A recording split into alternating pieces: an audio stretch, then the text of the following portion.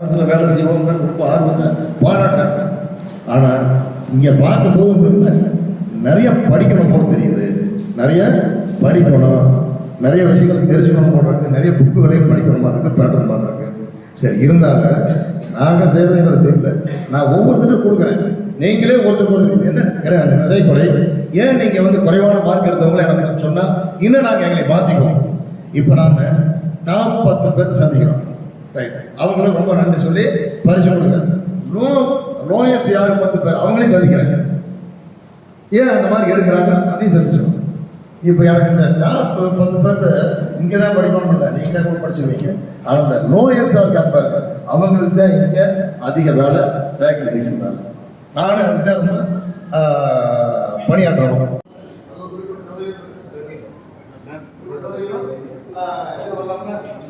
சொல்லுங்க.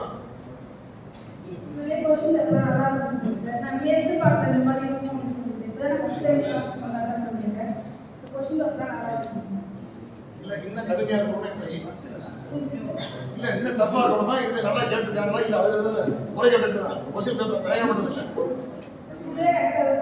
கரெக்டா இருக்கு. அப்படி அவங்க கேட்டு உங்களுடைய கருத்து என்ன?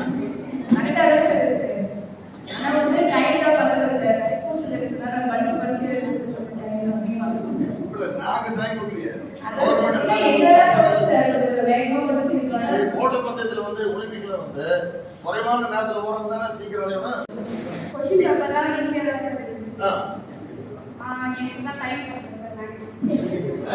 சொல்லவே கூடாது.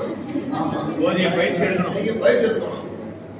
ஒரு வேலையை ஒரு மணி நேரத்திலையும் செய்யலாம், அதே நேரத்தில் 5 நிமிஷம் செய்யலாம்ல. அப்பதான் பண்ணி கொடுத்தாரு. அப்படியே பக்கத்துல உங்களுடைய கருத்து என்ன? சும்மா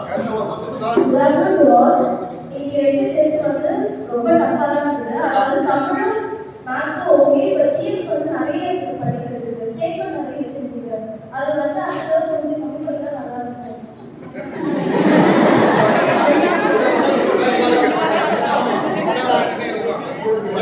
அதிக படிக்கணும்னா அடுத்து அங்க போகும்போது ஈஸியா இருக்கும். அதே என்னுடைய நோக்கமே. உங்களுக்கு அடுத்து இன்னைக்கு ஒளிபரப்பலாம் சொல்லலாம். என் பேர் குமதி. கொஸ்டின் பேப்பர் எல்லாமே நல்லா தான் இருந்தது. நாங்கள் தான் இதில் நிறைய ப்ராக்டிஸ் பண்ணோம். இது செய்த எல்லா சாருக்கும் ரொம்ப நன்றி. ரொம்ப எப்படி நடக்குமோ அந்த எக்ஸாம் மாதிரியே இருந்தது. ரொம்ப தேங்க்ஸ். கொஸ்டின் பேப்பர் இன்னும் நிறைய படிக்கணும் சார். நீங்க நிறைய படிக்கணும். ஆமாம் சார். நீங்க குறிக்கோள் வச்சு படிங்க, வேற எதுவுமே சிந்தனையே வேண்டாம். அடுத்து உங்களை நீங்களே மேம்படுத்திக்காத பேச வேண்டியதான். உங்களுக்கு சொல்ல வேண்டியது எல்லாருக்கும் அவங்களுக்கு அடுத்து நீங்க ஒரு நல்ல வேலைக்கு போயிட்டா ரொம்ப எனக்கு பிரதிபலம் வராதுதான். அதோட போய் கரெக்டாக பண்ணணும். அதோட நீங்க எந்த விதமான தவறான அதாவது தவறான சொன்ன லஞ்ச லாவணியங்களுக்கு போகாம ஜனங்களுக்கு நல்ல வேலை செய்யணும். இப்போ கேட்டோம்னா எந்த ஆஃபீஸ் கேட்டாலும் சார் போனால் மதிக்கிறது இல்லை, போனால் ஒரு வேலை பெண்ணே செய்யறதில்லை, 10 தினம் நடக்கிறாங்க. ஹாஸ்பிட்டல் இருக்கு, தாலுக்கா ஆஃபீஸ் இருக்கு, வேற வேற ஆஃபீஸ் இருக்கு. அதான் எல்லாம் பண்ணணும். இங்கிருந்து ஆரம்பிக்க வேண்டியதா. அடுத்து நீங்க அங்க பார்த்து பேசலாம், என்னை பார்த்து பேசலாம். இந்த டெஸ்ட் சிம்பிளா கிளாஸ் டெஸ்ட் மாதிரி இருக்குன்னு நினைச்சாங்க. ஆனால் உண்மையாலுமே அந்த குரூப் 1 குரூப் 2 எப்படி இருக்கும் அந்த மாதிரி இருந்துச்சு. அப்புறம் சார் இந்த மாதிரி இப்போ ப்ராக்டிஸ் கொடுத்துட்டு மறுபடியும் கொஞ்ச நாள் கழிச்சு தான் மாதிரி 2 டைம் எழுதுனா எங்களுக்கு அங்கே எழுதும் போது அந்த எக்ஸாம் டே அந்த அளவுக்கு இருக்காது. ஃபர்ஸ்ட் எழுதுறதுக்கு அந்த மாதிரி இருக்காது சார். அதனால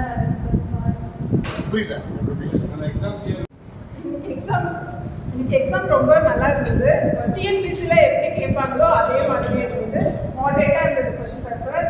அந்த ஃபர்ஸ்ட் விஷயம் ஹால் டிக்கெட், அதை பார்த்ததுமே எனக்கு ரொம்ப சந்தோஷமா இருந்தது. ஏன்னா மெயின் எக்ஸாமில் எழுதுன மாதிரியே அந்த மாதிரியான ஹால் டிக்கெட் இருக்கவே அது ரொம்ப நல்லா இருந்தது.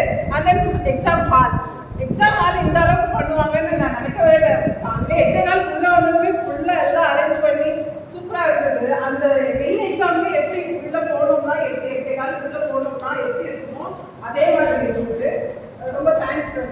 போன மாதம் எப்படி இருந்துச்சு? ஒவ்வொரு மாதமும் நாங்கள் அப்டேட் ஆகிறோம். இது வந்து இந்த கோச்சிங்க்கு இப்படி பண்ணுறோம். அப்போது இது நான் இங்கே போய் வேலை செய்யறதோ அதெல்லாம் ஒன்றும் இல்லை. நான் இன்னைக்கு கவர்மெண்ட் வேலைக்கு போகிறேன்னா இல்லை. ஆனால் நீங்கள் கவர்மெண்ட் போனால் கண்டிப்பாக உங்களே வந்து ரொம்ப ரொம்ப மேம்படுத்திக்கணும். இதுலேயும் தெரிஞ்சுக்கங்க. நாங்கள் செய்யக்கூடிய ஒவ்வொரு விஷயத்தையும் நீங்கள் கற்றுக்கங்க. ஓ ரைட் இப்படி தான் இருக்கு போல் இருக்கு நம்மளுடைய வேலை. நம்ம படிப்பு டைம் பார்க்காம படிக்கணும். நிறைய புத்தகங்களை உங்களுக்காக 2000 புத்தகம் சொல்லி வச்சுருக்கணும். ஆமாம், அப்போ நீங்கள் படிக்கணும். 24 மணி நேரம் சும்மா ஒரு 5 மணி நேரம் 4 மணி நேரத்துக்கு தூங்கணும். நல்லா இருந்தது. அதாவது தமிழுக்கு எப்படின்னா ஃபர்ஸ்ட் கொஞ்சம் ஒரு 10-20 கொஸ்டின் படிச்சுட்டு இருக்கும்போது 90-80 கொஸ்டின்ஸ்ல அதுக்கான லிங்க் இருக்குன்னு சொல்லுவாங்க. அதே மாதிரியே இருந்தது. 22 கொஸ்டினோட லிங்க் 51 கொஸ்டின்ல இருந்தது. அதெல்லாம் பார்க்கும்போது பரவாயில்ல, ரொம்ப ஸ்டாண்டர்டா இருக்கு நம்ம சென்டர் அப்படின்ட்டு ரொம்ப சந்தோஷமா இருக்கு. Thank you sir. இந்த நன்றி வந்து அவங்களுக்கு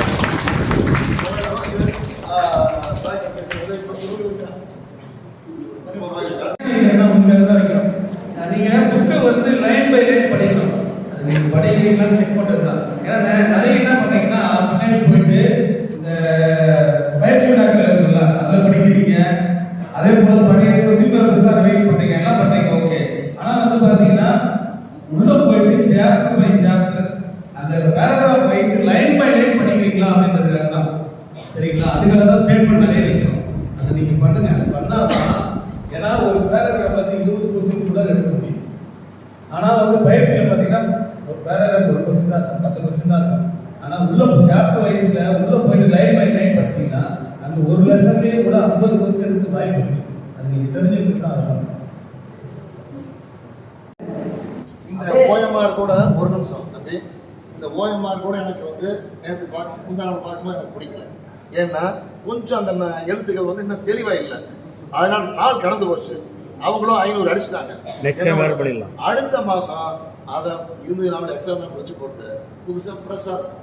அதாவது எழுத்து தெளிவாக இருக்கும். முதல்ல நம்மளுக்கு வந்து சொல்ல வேண்டிய விஷயங்கள் பார்க்க வேண்டிய விஷயங்கள் நல்லா தெளிவாக இருக்கும். அடுத்த பிற்பாடு தான் நீங்கள் வந்து படிச்சு போட்டு இந்த ஆன்சர் இது மட்டும் தான் தெளிவாக இருக்கும். குரூப் 4 கூட இந்த அளவுக்கு ப்ரெஷர் ஆகல. ஆனால் இங்கே வரும்போது ரொம்ப ப்ரெஷர் ஆகுது. இன்னைக்கு ஓப்பனாக சொல்லணும்னா அதுதான் எல்லாமே எடுத்து வந்து கூட ஒரு 10 பேங்க இருக்காங்க, அவங்க கூட எல்லாம் சொன்னாங்க கொஸ்டின்லாம் நல்லா தான் இருக்குது, சூப்பர் அப்படின்னு. அப்போ நீங்கள் கொஸ்டின் எப்படி எழுதுறீங்களோ எனக்கு தெரியல. கொஸ்டின் நல்லா இருக்கா இல்லையாங்கிறது தெரியற அளவுக்கு உங்களுக்கு ஆமாம் இல்லை இந்த கொஸ்டின் நல்லா இருக்குது, இது நல்லா இல்லை, இந்த சென்டர் நல்லா இருக்குது, நல்லா இல்லைங்கிற அளவுக்கு அனலைஸ் பண்ணுறீங்களா? அப்புறம் நம்ம ஈஸியாக எல்லாருமே படிக்கலாம். கண்டிப்பாக எல்லாருமே வந்து அரசு வேலைக்கு போகலாம். சும்மா நான் ட்ரை பண்ணுறேன் அப்படின்னு வந்துட்டா கண்டிப்பாக யாராலையும் ஒரு 60-70 கொஸ்டின் தாண்டிட முடியாது. அந்த அளவுக்கு ரொம்ப ஃபுல்லாக எல்லா கொஸ்டினும் ரொம்ப ஸ்டாண்டர்டாக இருந்துச்சு. அதுக்கப்புறம் நீங்கள் எக்ஸாம் ஆளுக்கு இங்கே சென்ட்ரல் எக்ஸாமுக்கு வர சொல்ல எக்ஸ்பெக்ட் பண்ணாத லெவலில் இருந்துச்சு.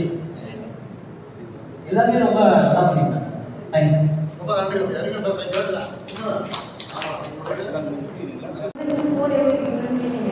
ஆனால் அதுக்கும் போகிறதுல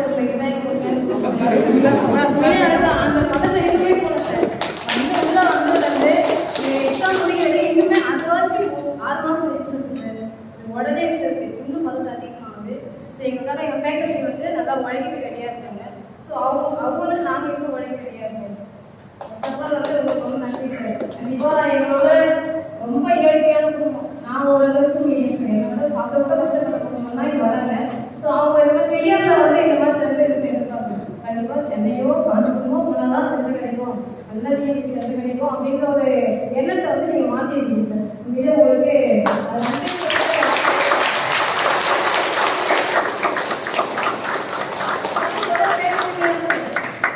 வந்து எனக்கு வந்து இந்த எக்ஸாம் டிஎன்பிஎஸ்சி எக்ஸாம் மாதிரி தான் சார் இருந்துச்சு.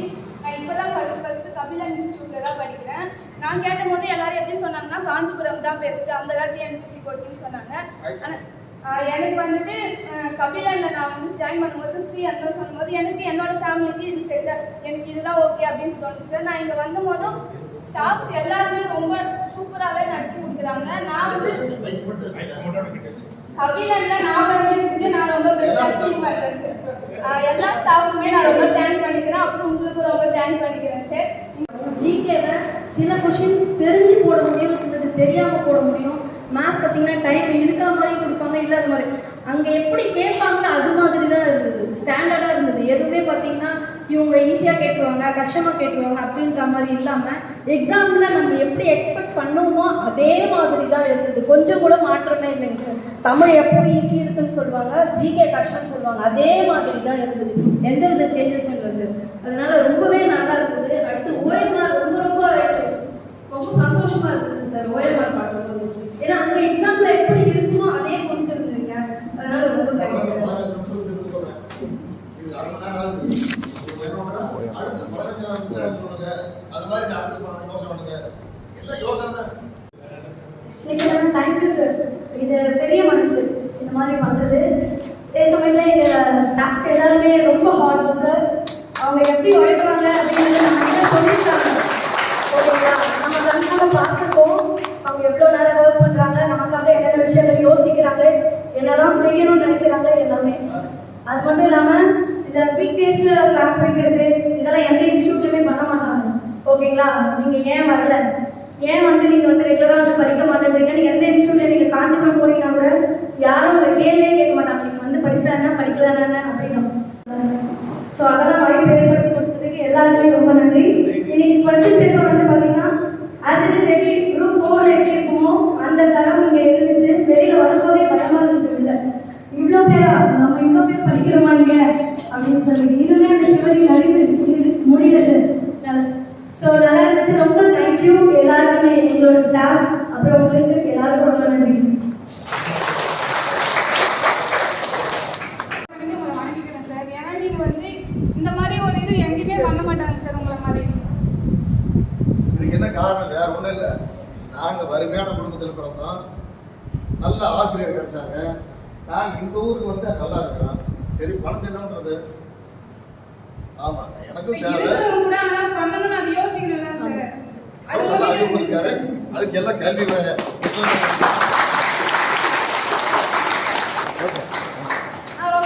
இருந்தாலும் இப்ப இந்த இதுக்கு வந்து நான் ஃபர்ஸ்ட் டைம் வந்து எழுதுனேன், இப்போ நான் படிச்சுட்டு வந்து எழுதுனேன். அதுக்கு ஒரு வாட்டி படிக்காதப்போ சார் கிளாஸ்ல நடத்தி அந்த அளவுக்கு எனக்கு கோச்சிட்டு நான் நல்லா போன சிலபஸும் இந்த வாட்டி நான் கொஞ்சம் கவர் பண்ணிட்டேன். கவர் பண்ணி தான் எல்லாமே எழுதுனேன். ஒவ்வொரு வாட்டி கிளாஸ்ல எழுதும் போதும் நான் இந்த எந்த இடத்துல தப்பு பண்ணுறேன் அப்படின்னு சொல்லிட்டு படிக்கும் போது நான் இதை படிக்கணும் தெளிவா அப்படின்னு என்னையே நான் திருத்திக்கிறேன் ஒவ்வொரு எக்ஸாம்லையும். அந்த இந்த இந்த ஸ்டாஃப்ஸ்க்கு எல்லாத்துக்கும் நான் நன்றி சொல்லுவேன். சேனலுக்கு சப்ஸ்கிரைப் பண்ணுங்க. என்ன சேனல்? செய்யா ஷியா சேனல். எல்லாம் பாப்பீங்களா என்னோட சேனல்? நீங்களா வந்தீங்களாடா? பாய் பாய்.